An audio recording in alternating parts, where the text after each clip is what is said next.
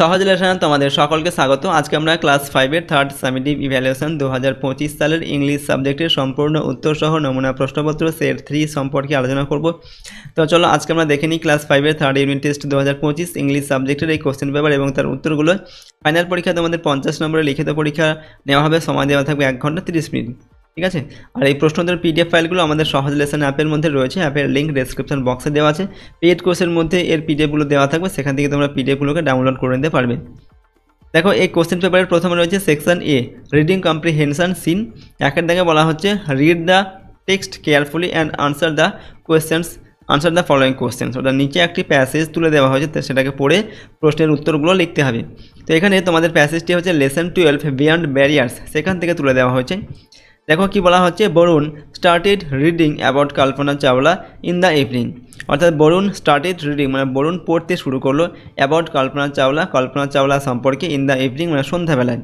Kalpana Chawla was born, Kalpana Chawla জন্মগ্রহণ করেছিলেন in 1962 1962 খ্রিস্টাব্দে। ইন কার্নাল অর্থাৎ কার্নালটা কোথায়? In the state of Haryana রাজ্যে, ঠিক আছে। এরপর দেখো নিকনেমড মন্টু, তার নিকনেম বা ডাকনাম কি ছিল? মন্টু ছিল। বাই হার ফ্যামিলি অর্থাৎ তার পরিবার তাকে যে ডাকনামটা দিয়েছিল সেটা হচ্ছে Montu. He went to school at the age of 3, তিনি 3 বছর বয়সে হচ্ছে স্কুলে ভর্তি হয়েছিলেন। এরপর later he studied aeronautical engineering, তারপর তিনি পরবর্তীকালে কী করেছিলেন? অ্যারোনটিক্যাল ইঞ্জিনিয়ারিং, এটা এই বিষয়ে পড়াশোনা করেছিলেন ফ্রম পাঞ্জাব ইঞ্জিনিয়ারিং কলেজ, এবং সেটা হচ্ছে কোথা থেকে? পাঞ্জাব ইঞ্জিনিয়ারিং কলেজ থেকে, ইন্ডিয়া মানে ভারতবর্ষের পাঞ্জাব ইঞ্জিনিয়ারিং কলেজ থেকে তিনি এই অ্যারোনটিক্যাল ইঞ্জিনিয়ারিং এটা এই বিষয়ে পড়াশোনা করেছিলেন। In 1982 Kalpana went to USA to study at the university of Texas of Arlington. তো ইন 1982 1982 খ্রিস্টাব্দে কল্পনা গিয়েছিলেন টু দ্য USA অর্থাৎ USA গিয়েছিলেন, ঠিক আছে। USA বলতে আমেরিকাতে গিয়েছিলেন। টু স্টাডির মানে পড়াশোনা করতে, at the university of Texas at Arlington মানে আর্লিংটনের টেক্সাস ইউনিভার্সিটিতে বা বিশ্ববিদ্যালয় পড়াশোনা করার জন্য তিনি আমেরিকা গিয়েছিলেন 1982 খ্রিস্টাব্দে। ইন 1988 1988 খ্রিস্টাব্দে সি টুক জব, তিনি একটা জব মানে কি কাজ নিয়েছিলেন, ঠিক আছে, বা একটা চাকরি পেয়েছিলেন আর কি, অফ রিসার্চ সায়েন্টিস্ট। একজন রিসার্চ সায়েন্টিস্ট মানে হচ্ছে গবেষণা করবেন এরকম একটা বিজ্ঞানী হিসাবে, ঠিক আছে, গবেষণামূলক বিজ্ঞানী হিসাবে তিনি এই জবটা পেয়েছিলেন বা চাকরি পেয়েছিলেন। At NASA Ames research center in Sunnyvale ক্যালিফোর্নিয়ার এই যে সানিভেল নামক জায়গা, সেখানে এই যে নাসাতে তিনি এই একজন রিসার্চ বিজ্ঞানী হিসেবে গবেষণামূলক বিজ্ঞানী হিসেবে তিনি একটা জব তারপর তিনি পেয়েছিলেন 1988 খ্রিস্টাব্দে। তো এই পর্যন্ত দেওয়া আছে প্যাসেজটা, এখান থেকে আমাদের প্রশ্নের উত্তর লিখতে হবে।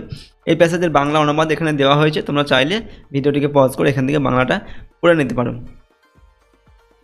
তো 1 নম্বর কী দেওয়া আছে প্রশ্ন দেখো, আনসার দ্য ফলোয়িং কোশ্চেন্স। এখানে প্রশ্নের উত্তর লিখতে হবে 3 × 2 × 3 = 6। প্রশ্নের মান 2 নম্বর করে দেওয়া আছে। প্রথমে 1 নম্বর দেখে when and where was Kalpana Chawla born. Kalpana Chawla কোথায় এবং কবে এবং কোথায় জন্মগ্রহণ করেছিলেন? তো Kalpana Chawla was born in 1962 in Karnal in the state of হরিয়ানার কার্নালে তিনি 1962 খ্রিস্টাব্দে জন্মগ্রহণ করেছিলেন। What was the nickname of Chawla, এই কল্পনা চাওলার নিকনেম বা ডাকনাম কী ছিল? The nickname of Kalpana Chawla was Montu, তার ডাকনাম ছিল মন্টু। হোয়াট হ্যাপেন্ড ইন 1982 1982 খ্রিস্টাব্দে কী ঘটেছিল? তো in 1982 Kalpana went to USA to study at the university of Texas at Arlington. তো 1982 খ্রিস্টাব্দে কল্পনা চাওলা আমেরিকাতে গিয়েছিলেন, ঠিক আছে, সেখানে এই আর্লিংটনে টেক্সাস বিশ্ববিদ্যালয়ে পড়াশোনা করার জন্য। নাম্বার বিতে complete the following sentences with information from the text. এখানে টেক্সট থেকে তথ্য নিয়ে এগুলোকে সম্পূর্ণ করতে হবে। তো প্রথমে নাম্বার 1 কী দেওয়া আছে, in 1988 Kalpana Chawla took up the job. তো এখানে কী হবে? Kalpana Chawla took up the job of a research scientist at NASA Ames research center in Sunnyvale California, যেটা তোমাদের প্যাসেজের মধ্যেই পেয়ে যাবে, এখান থেকে তুলে নিয়ে লিখতে হবে। বরুণ স্টার্টেড রিডিং অ্যাবাউট, কী হবে? Reading about Kalpana Chawla in the evening. সন্ধ্যাবেলা বরুণ কল্পনা চাওলা সম্পর্কে পড়তে শুরু করলো। Number 2 read the passage carefully and answer the following question. এখানে আবার একটা প্যাসেজ দেওয়া হয়েছে এবং পড়ে উত্তর লিখতে হবে তার। এটা লেসন 9 থেকে দেওয়া আছে, দ্য বার্ডস আই, সেখান থেকে। তো কী বলা হচ্ছে, the Guru treated all his ডিসিপলস equally তা গুরু বলতে এখানে যিনি গুরু আর কি কোনো কিছু শেখান তাকে গুরু বলা হচ্ছে গুরু। তো ট্রিটেড মানে আচরণ করতেন অল হিজ ডিসিপেলস বলতে তার সমস্ত শিষ্যদের সঙ্গে ইকুয়ালি মানে সমানভাবে, অর্থাৎ তার যে সমস্ত শিষ্যরা ছিল, ঠিক আছে, তো সবাইকে তিনি এক সমান চোখে দেখতেন। But he liked Arjuna the most because, কিন্তু তিনি অর্জুনকে একটু বেশি পছন্দ করতেন। বিকজ মানে কারণটা কি, Arjuna practised his art with great concentration, Arjun তার যে শিক্ষাটা সেটা খুব মনোযোগ সহকারে শিখতেন আর কি, তার জন্য অর্জুনকে তিনি একটু বেশি পছন্দ করতেন।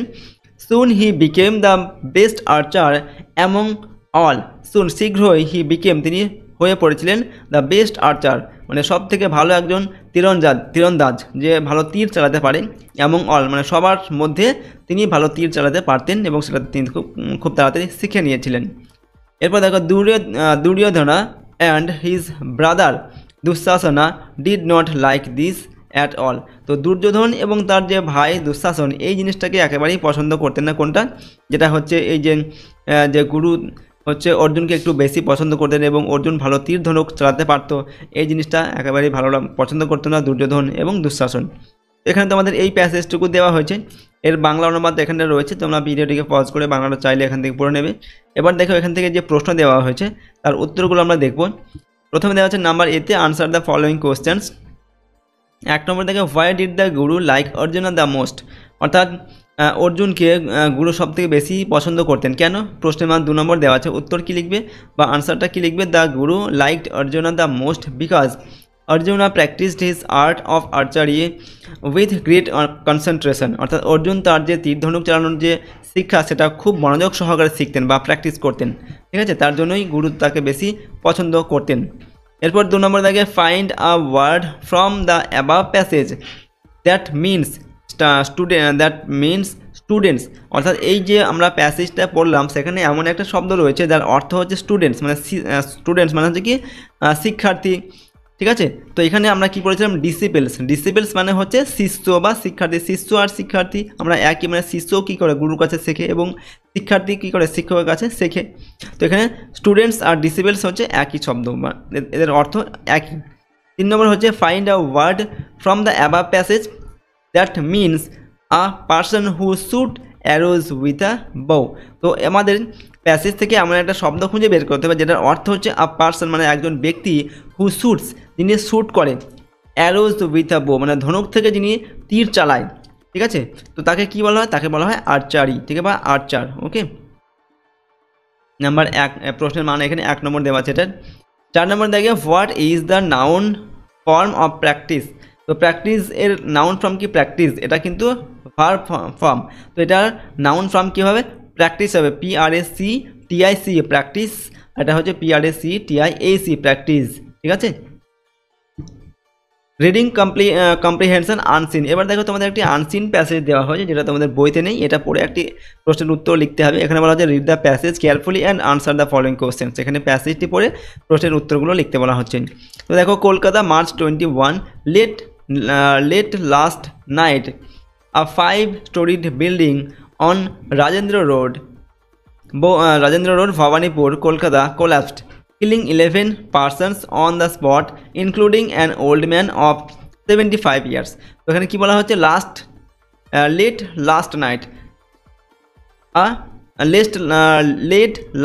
মানে হচ্ছে গত রাত্রের শেষের দিকে আর কি, ঠিক আছে, রাত্রির যে মানে ভোরের দিকে আর কি, ঠিক আছে, সেই সময়তে কী হয়েছিল, 5-storied বিল্ডিং, একটা 5তলা বিল্ডিং অন রাজেন্দ্র রোডে, যেটা হচ্ছে ভবানীপুর সেখানে অবস্থিত, ঠিক আছে, ভবানীপুর কলকাতায় অবস্থিত এই বিল্ডিংটা কোল্যাপসড মানে সেটা ভেঙে পড়েছিল এবং কি হয়েছিল, কিলিং 11 পার্সনস এবং 11 জন সেখানে কী হয়েছিল, মারা গিয়েছিল, অন দ্য স্পট মানে সেই স্থানেই 11 জন মারা গিয়েছিলেন, ইনক্লুডিং অ্যান ওল্ড ম্যান এবং তাদের মধ্যে একজন ওল্ড ম্যান ছিলেন বা বৃদ্ধ মানুষ ছিলেন অফ 75 ইয়ার্স যার বয়স হচ্ছে 75 বছর, 17 আদার্স ওয়ার সিরিয়াসলি ইনজুরেড এবং আরও 17 জন ছিলেন যারা খুব গুরুতরভাবে আহত হয়েছিলেন, অ্যান্ড ওয়ার হসপিটালাইজড এবং তাদেরকে হসপিটালে ভর্তি করানো হয়েছিল।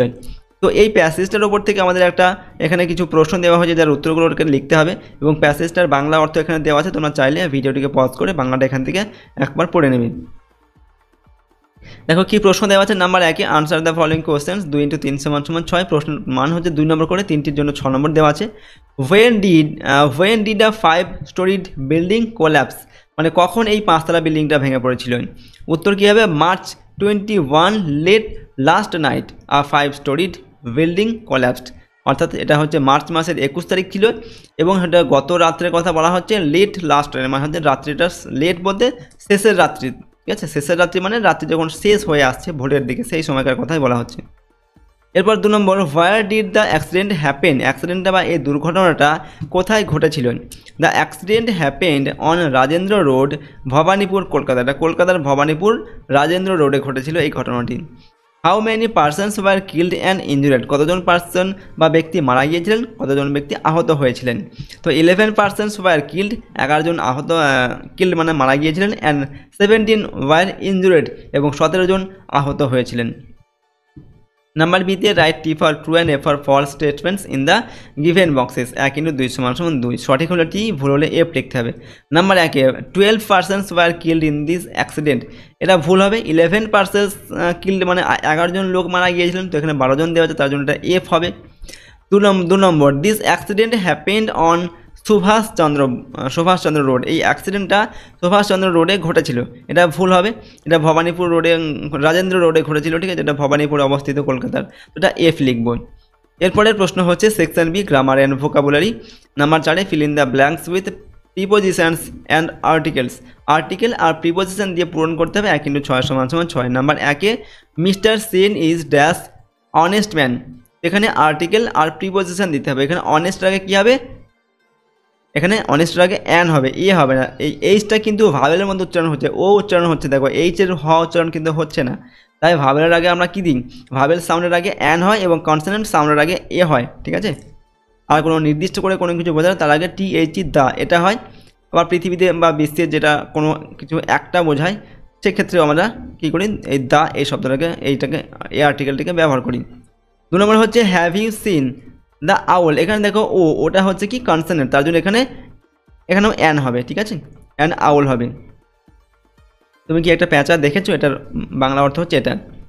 এরপর 3 নম্বরে dash Ganga is a holy river, দেখো গঙ্গা, গঙ্গা হচ্ছে ভারতবর্ষের একটা নদী, ঠিক আছে, গঙ্গা নামে আর কোনো নদী কিন্তু নেই, তো একটা জিনিস এটা, এর আগে আমরা টিএইচ দা এটা বসাবো। The Ganga is a holy river, Ganga একটি পবিত্র নদী, হলি মানে হচ্ছে পবিত্র। আর dog is lying dash the table, তো কী হবে, আর ডগ ইজ লাইং, এখানে দেখো কী লিখবো, আন্ডার দ্য টেবিল, ঠিক আছে, আন্ডার দ্য টেবিল, আন্ডার হচ্ছে একটি প্রিপোজিশন, তো এখানে প্রিপোজিশন লিখলাম আমরা, টেবিলের নিচে কুকুরটা হচ্ছে শুয়ে আছে। এরপর হচ্ছে there is a vase dash the table, এখানেও প্রিপোজিশন বসাতে হবে, তো কী হবে, there is a vase on the table, আমার টেবিলের উপরে ফুলদানি রয়েছে, তো অন হবে এখানে। এরপর হচ্ছে 6 নম্বরে হচ্ছে the book is dash the table, বইটা কোথায় আছে, টেবিলের উপরে, তো অন দ্য টেবিল হবে, বইটা টেবিলের উপরে রয়েছে। পরবর্তী প্রশ্ন 5 নম্বর দিকে feel in the blanks with present continuous form of the given verbs in the brackets, 1 × 5 = 5। এখানে বলা হয়েছে feel in the blanks with the present continuous form, মানে প্রেজেন্ট কন্টিনিউয়াসের ফর্ম দিয়ে এই নিচের যে ভার্ব ব্র্যাকেটের মধ্যে রয়েছে এগুলোকে পূরণ করতে হবে। তো ডান্স, প্রেজেন্ট কন্টিনিউয়াসের ফর্ম কি, সাবজেক্টের পরে অ্যাম অথবা ইজ, না হলে আর লিখতে হয়, তারপর ভার্বের সঙ্গে আইএনজি যোগ করে লিখতে হয়, তো আয়ের পরে কী হবে, অ্যাম হবে, আর ডান্স এর সঙ্গে আইএনজি যোগ করলে কী হবে, ডান্সিং হবে। তো আই অ্যাম ডান্সিং নাও, আমি এখন নৃত্য করছি, এটা বাংলা অর্থ হচ্ছে এটা। 2 নম্বর হচ্ছে রিনা, রিনার পরে কী হবে, ইজ হবে, তো রিনা ইজ স্টাডি দেওয়া, তো স্টাডিং হবে, Rina is studying for her exam now, Rina এখন তার পরীক্ষার জন্য পড়াশোনা করছে। নেক্সট হচ্ছে সি ড্যাশ দেওয়া আছে, তো সি এর পর কী হবে, ইজ হবে, সি ইজ, ইট দেওয়া আছে, ইটিং হবে, she is eating a banana, সে একটি কলা খাচ্ছে। এরপর বরুণ কী হবে, ইজ হবে, বরুণের পরে ইজ হবে, থার্ড পার্সন সিঙ্গুলার সাবজেক্টের পরে কী হয়, ইজ হয়, ঠিক আছে।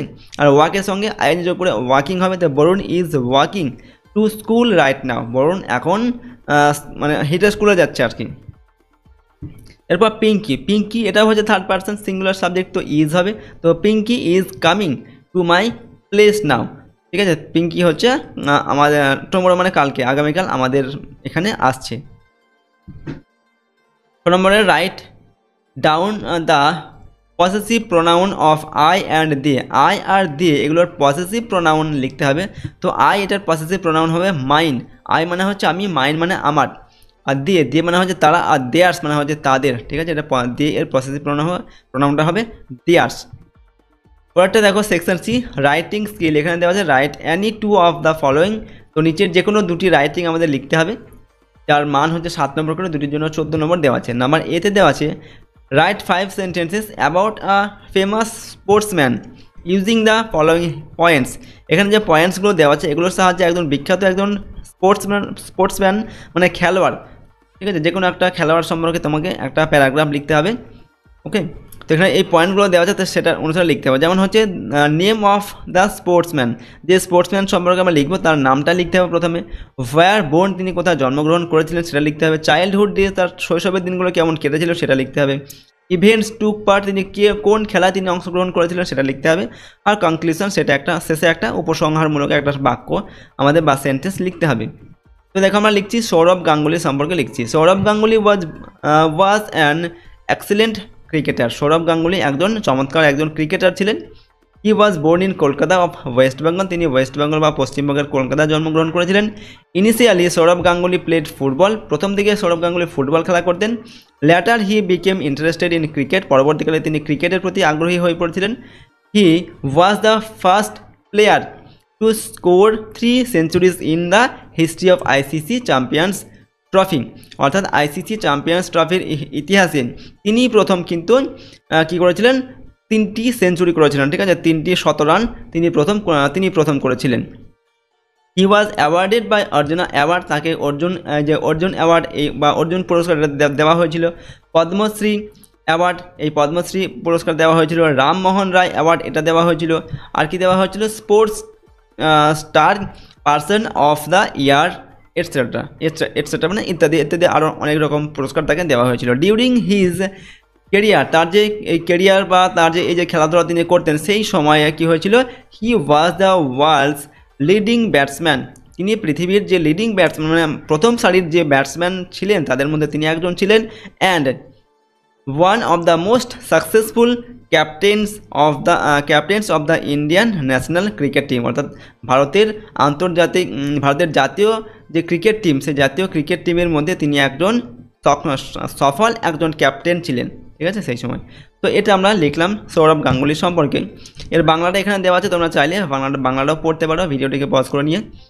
এরপরে দেখো রয়েছে নাম্বার বিতে, right 5 sentences about an experience of Singh the night sky, রাতের আকাশ দেখার একটা অভিজ্ঞতা তোমাকে লিখতে বলা হচ্ছে, সেই সম্পর্কে 5টা বাক্য লিখতে বলা হচ্ছে। তোমরা এখানে পয়েন্টসগুলোও দেওয়া আছে। টাইম অফ সিং মানে যে সময় তুমি দেখছো রাতের আকাশটা, সেই টাইমটা লিখতে হবে, কোন সময় দেখছো। Place from where you looked, যেখান থেকে তুমি দেখছো সেই জায়গাটা লিখতে হবে, উল্লেখ করতে হবে। হাউ দ্য স্কাই লুকড, আকাশটা দেখতে কেমন সেটা লিখতে হবে। Other things that you see, সেখানে তুমি অন্যান্য আর কি দেখতে পাচ্ছ আকাশ ছাড়া সেটা লিখতে হবে। সাউন্ডস অফ দ্য নাইট, তো সেই সময় রাত্রের যে সাউন্ডস মানে আওয়াজটা চারিদিক থেকে কীরকম আসছে সেটা লিখতে হবে। ইয়োর ফিলিংস, এবং তোমার অনুভূতি কেমন হয়েছিল সেই সময় সেটা লিখতে হবে। তো এইগুলোর সাহায্যে লিখতে হবে। তো আমরা লিখছি দেখো, ইয়েস্টারডে আফটার ইভিনিং, মানে গতকাল সন্ধ্যার পরে। I went to our terrace, আমি আমাদের বাড়ির ছাদে গিয়েছিলাম। I looked at the sky, আমি আকাশের দিকে তাকালাম। The sky was looking amazing, অর্থাৎ আকাশটাকে খুব চমৎকার লাগছিল। উইথ থাউজেন্ডস অফ স্টার্স, ওকে, যেখানে ছিল হাজার হাজার তারা। উইথ হুইচ ওয়ার টুইঙ্কলিং, যেগুলো হচ্ছে মিটমিট করছিল যে তারাগুলি। I heard the sound of cricket around me, এবং আমি আমার চারিদিকে ক্রিকেট মানে হচ্ছে ঝিঝি পোকার ডাক শুনতে পেলাম।